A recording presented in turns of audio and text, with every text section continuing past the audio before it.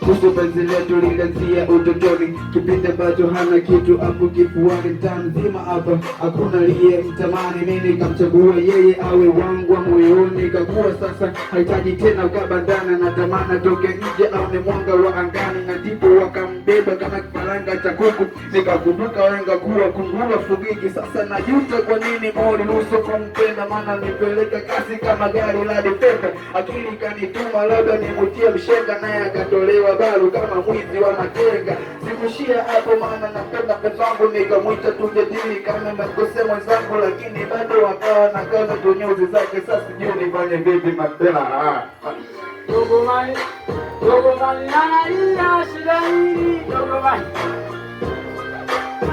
hapo mwanangu wajao mwanangu wewe.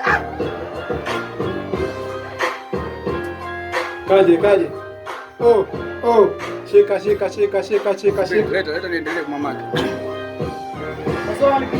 Kinachoniuma sababu kwacho sijui, alafu baya zaidi namwona kila asubuhi, ila freshi sikamua kumovu uoni. Nitafanya maisha yangu japo inaniuma moyoni, na kama mapenzi yapo tu kila sehemu, lakini kwenye makini nao mnawaita mashemu, ndo watu wanaoongoza kuharibu penzi lenu. Kama kuna nayepishi naomba kwanza idadi yenu maisha